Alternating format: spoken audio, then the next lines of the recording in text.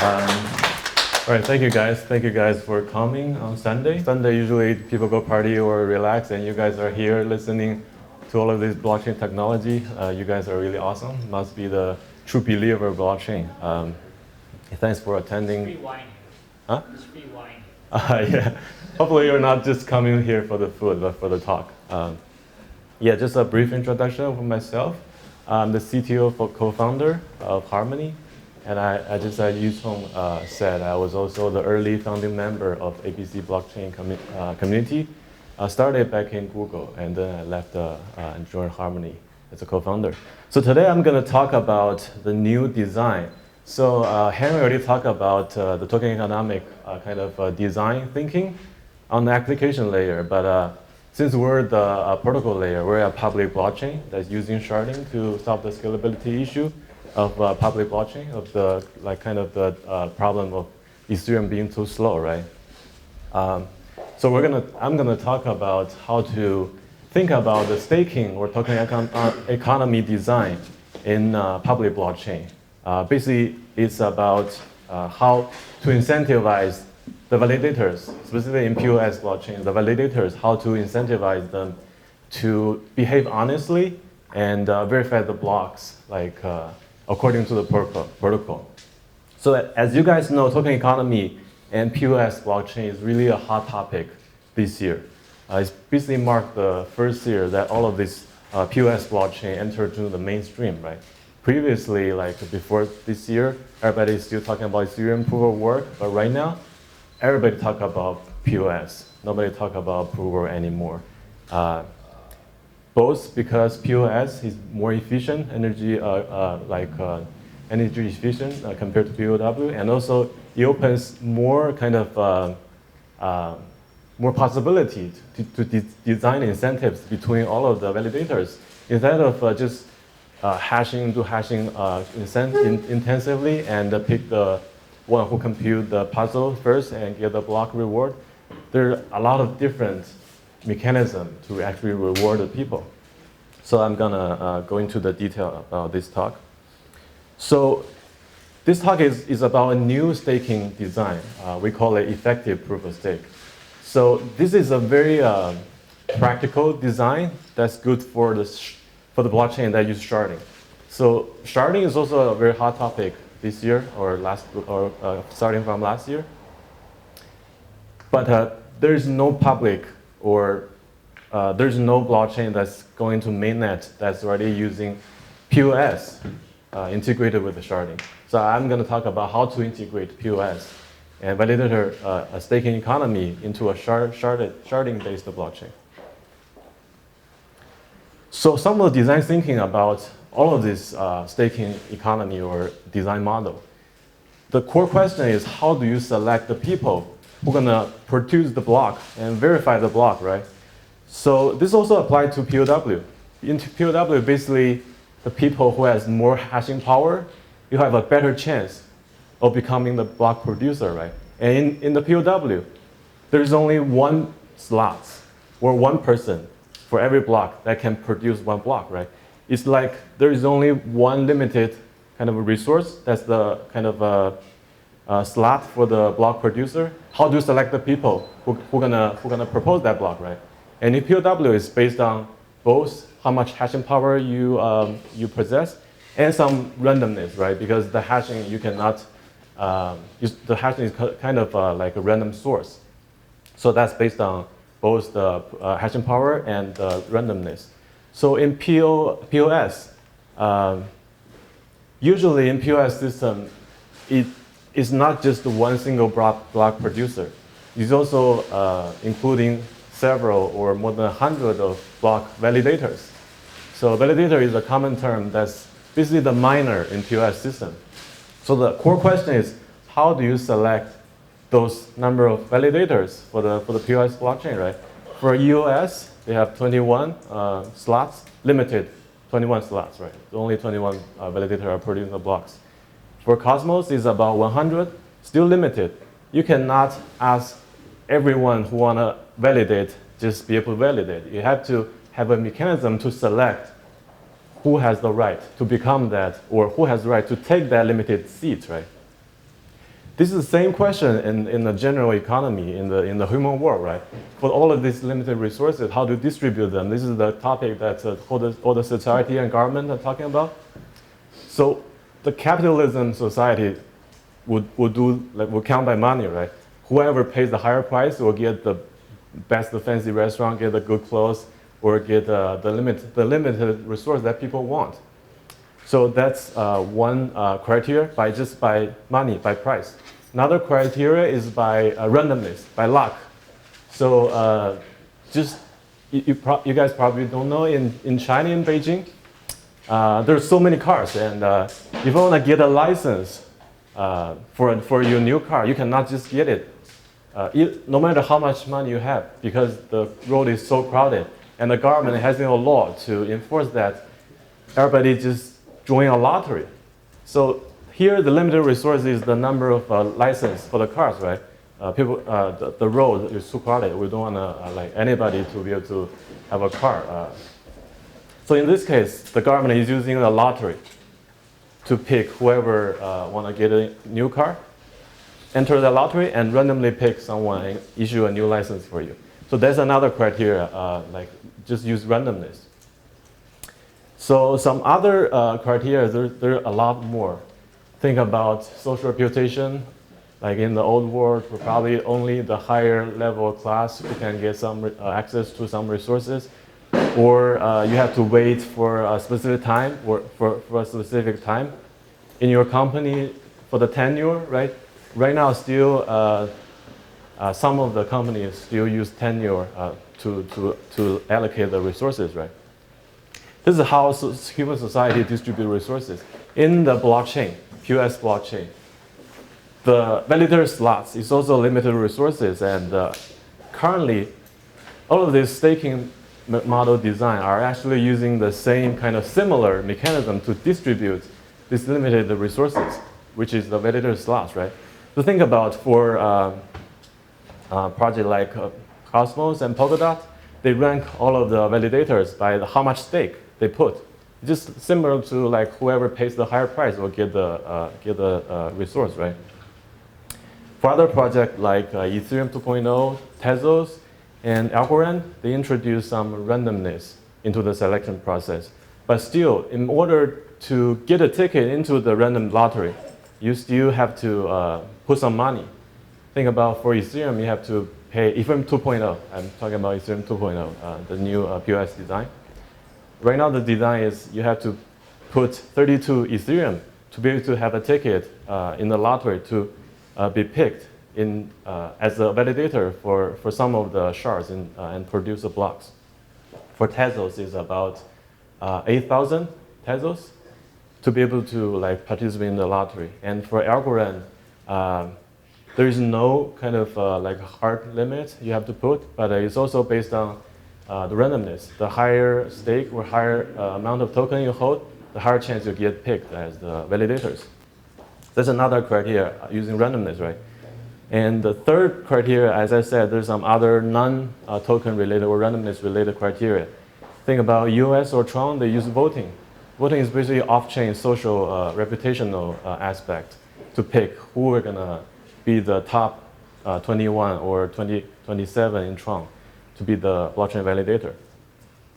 This is the most important question in all of this POS design, how to pick the validators in the blockchain. So the second important question is how do you distribute the reward to the validator? Because they contribute to the blockchain, they validate the block, and they need to be incentivized to keep doing this work, right, and doing it honestly. So there are mostly kind of three major solutions to that. First is just plain proportional to the amount of stake that you put. Projects like Cosmos just use this mechanism. The problem with this is it will cause the rich get richer problem, right? If you have more stake, you will get more and more reward, and eventually you'll get grow bigger and bigger and more richer and richer. And this causes a real problem in Cosmos right now. It's about stake centralization. Basically, the top 10 validator in Cosmos control more than 50% of the whole staking. Basically, if you like just collude that 10 entity, you basically can halt the whole Cosmos blockchain. So another solution to do this, to solve this problem, that will mitigate the problem of stake centralization is giving equal reward to all the validators, which, as the current design of Polkadot, they're gonna issue the same reward, regardless of how much stake you put as a validator. So this is a good solution to the stake centralization problem, but it also introduced another problem, or a more practical problem in the validator kind of economy, is that how do you compound reward in this case, right? If no matter how many no matter how many stake I put on my validator, I only get the same reward as others, then the new block reward I get, I don't have incentive to still put on it, right? There's no way to compound my reward. And to fully incentivize the validators to for them to join your network, you have to be able to give them the facility to earn as much as possible, right? And compounding is actually an important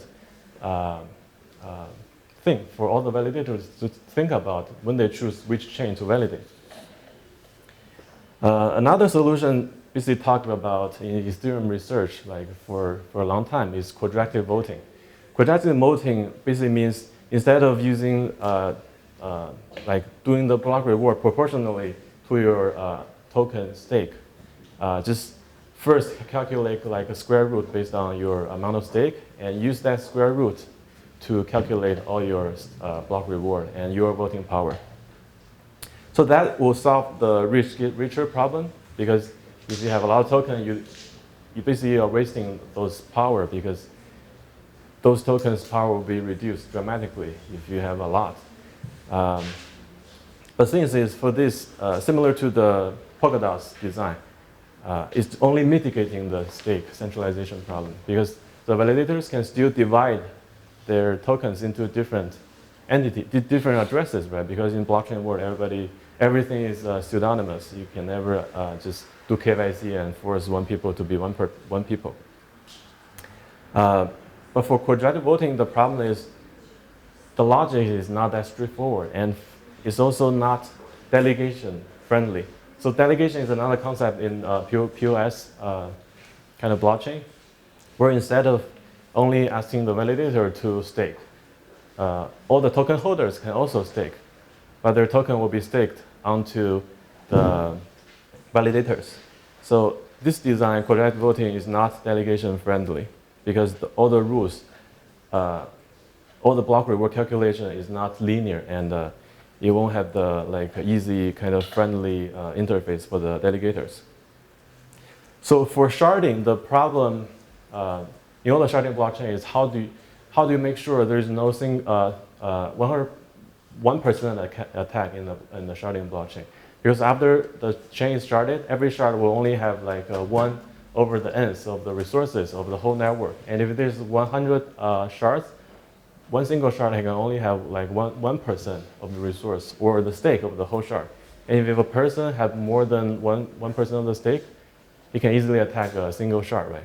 And the solution is basically you need to divide those big stakers or big token holders' stake into very granular small pieces and randomly assign them to different shards, right?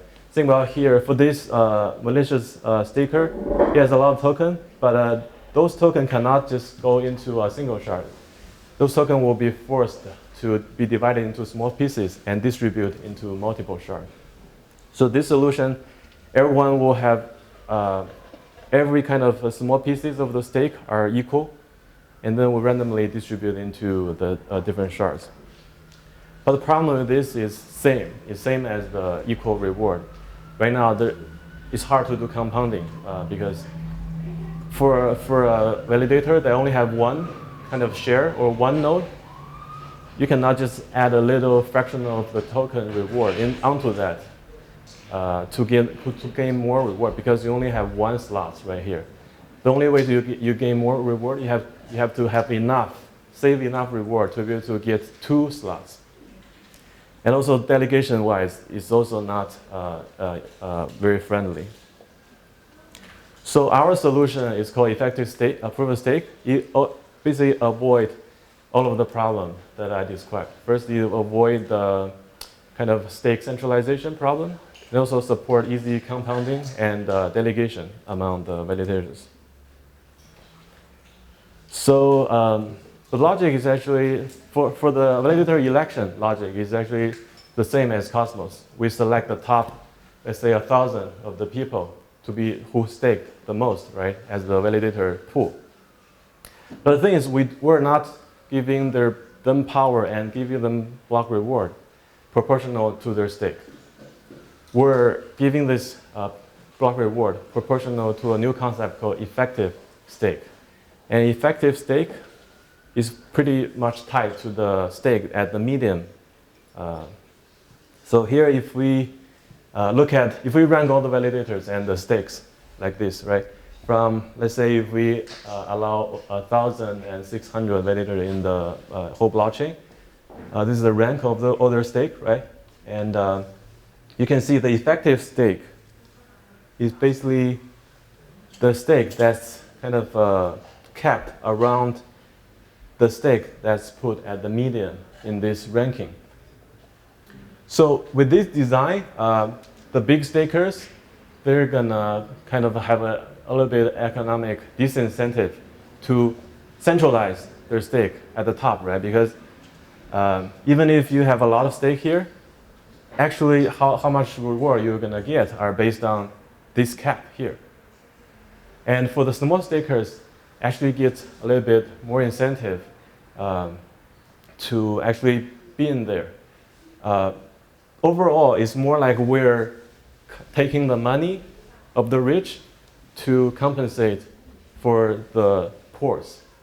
That's how we kind of act using this effective stake to act as an equalizer for all of the validators, so that they won't have like a disproportional kind of distribution of stakes among them.